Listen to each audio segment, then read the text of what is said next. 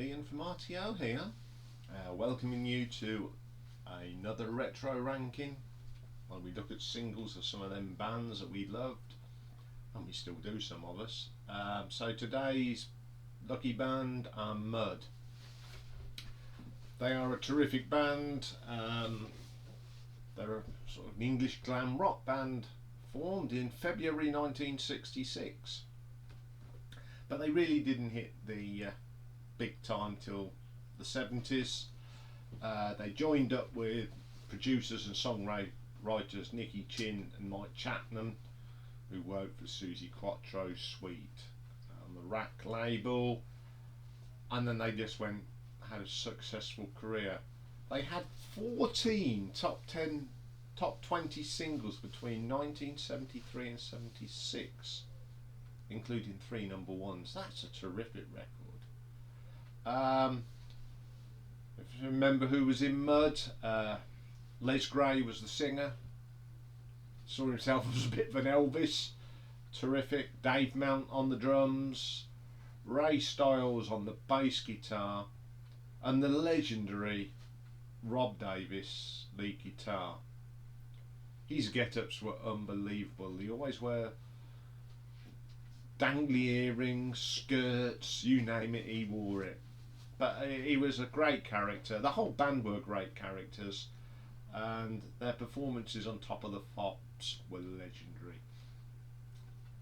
Okay then, so we've got the top 10 singles, got some honourable mentions, so let's get a cracking. Okay, top number 10 came out in 1974, reached number 1, and it was Lonely at Christmas. This is when we had proper Christmas songs in the charts. Everyone put a proper Christmas song out, and this is a terrific song. What I remember about it, on Top of the Pops, I mean, I've watched it quite a few times, is Les Gray's got this puppet, and there's a talking bit in the song, and he sort of tends to mime it through the puppet. Very funny. He nearly laughed. You could see it in his face. If you want to see that, go and look at it. It is really funny. But again, it's a great song. I love that Christmas song, and it comes in at number 10. Okay, number 9 is from 1975.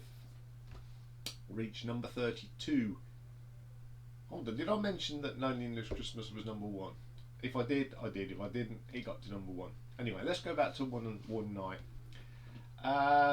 Came in the charts 1975, number 32. It's a great classic version of Elvis Presley's One Night, of course. Les Gray fancied himself as a bit of an Elvis Presley, so he put a great performance in, and it's a great song. Coming in at number 8 is not one of their, unless you remember it, Rocket. Just a great rock and roll track. 1974, and got to number 6 in the chart. It's just one of them tracks that not everyone remembers, unless you like an old fart like me, who loved Mud anyway. Just great rock and roll tune, really like that one.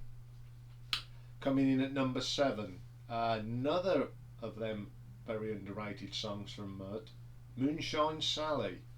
Got to number 10 in 1975. It's got that typical glam rock drum beat to it. Nice vocals as well. Les Gray is quite a good singer. Really like that song. Okay then, number 6. This is another of their number 1s. Came out in 1975, and it's a cover of the Buddy Holly classic Oh Boy. Obviously this is a lot different from Buddy's version. This is a lot slower, nice harmonies. Now I love Buddy Holly. I'm sure I'll be doing a retro ranking on Buddy Holly songs at some stage, because he is one of my favourite rock and roll artists. Such a tragedy when he died. Yeah, my dad remembers all that. Because obviously my dad was a big Buddy Holly fan, and it sort of rubbed off on me. But this version of Oh Boy I love. It's a different take of a great song, and they did it justice. Terrific stuff. Okay, number 5 in the great Mud Top 10. This is a great track. It's another song that sometimes gets missed.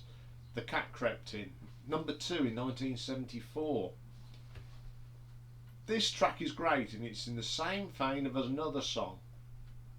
And what's remembered about this is Rob Davis's solo. Pretty good. I just love that track. I remember it in the charts, of course. Okay, coming in at number 4. It's another of them tracks that people forget about. Hypnosis, number 16 in 1973. I sort of remember this, but I was only about 6, so I've got not much collection of this song, but obviously I've got it on a greatest hits album. Went to the A's and B's and rarities. It's a good album if you're into Mud and you just want their hits. Terrific album. So Hypnosis is a great track. I love it. And then coming in at number 3, again from that same sort of time, another forgotten track. Got to number 12 from 1973, Crazy. Another really, really good track. If you like your rock and roll, you're going to like that one. Okay, coming in number 2, from 1973 again. Got to number 4 in the charts, Dynamite. Now, this song was actually written for Sweet, who rejected it. Wonder if they regret doing that. Who knows? Andy Scott, if you watch this, tell us why. Because you threw away an absolute corker. But Muddy inherited it and took it to number 4 in the charts, and I love the opening riff in this. It's such a heavy riff. Terrific song. So it's a bit obvious what number 1 will be. One of their number 1 songs again, and it's the brilliant Tiger Feet. This is the ultimate track. I've loved this all my life from the moment I heard it, and I love it today. And you remember in Susie Quattro episode about our table at school that we loved Devil Great Drive? Yeah, we loved this one as well. And we used to do that silly dance. Yeah, I'm not doing it now because it's too embarrassing, but you know the one. All I'll say is the one with the hands like this, and that's as much as I'm doing. Yeah, love this song.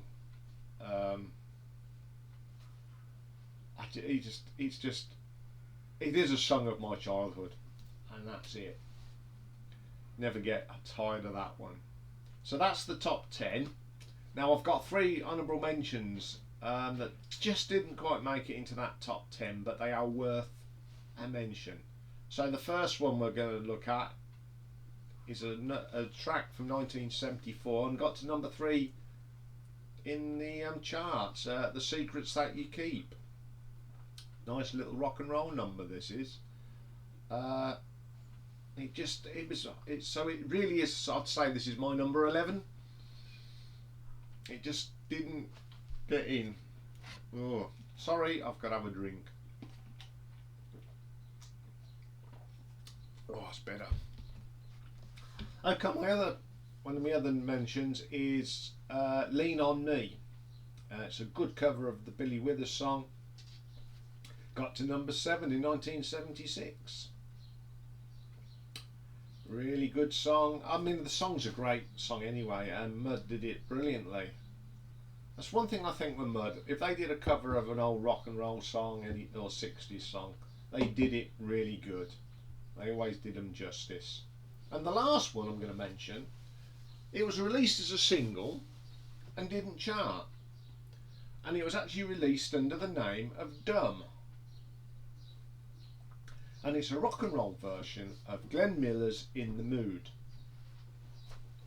Now, I consider Glenn Miller the first proper rock and roller, because if you listen to his stuff, and a friend of mine who's a guitarist type thing, he said it's basically a boogie shuffle. And when you listen to Glenn Miller, he's right. And when they did this, it all made sense. Pity it didn't chart, but it is a really, really good song. So that's Mud. If you've got any memories of Mud, put them in the comments below. So I'm sure there's people out here on this channel that remember Mud. And if you're a youngster, go and have a look at them. I've put Tiger Feet in my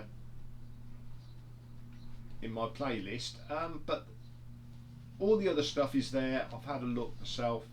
Actually, me and my mate Lee, we was having it on Saturday night. We was came round for pizza, and we was going through retro stuff on YouTube, and we was watching a bit of Mud, bit of the Glitter Band,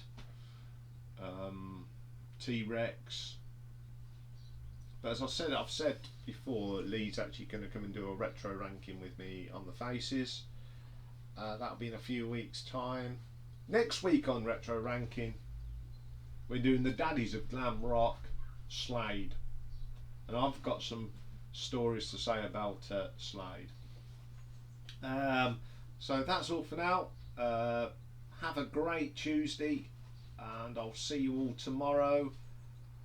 It's Marathon Wednesday, and this week's Marathon Wednesday is okay. They're not obscure, but they don't get much love these days, and in the light that they are going to be releasing their first album in many years next year, I thought we'd have a look at the fantastic Jethro Tull.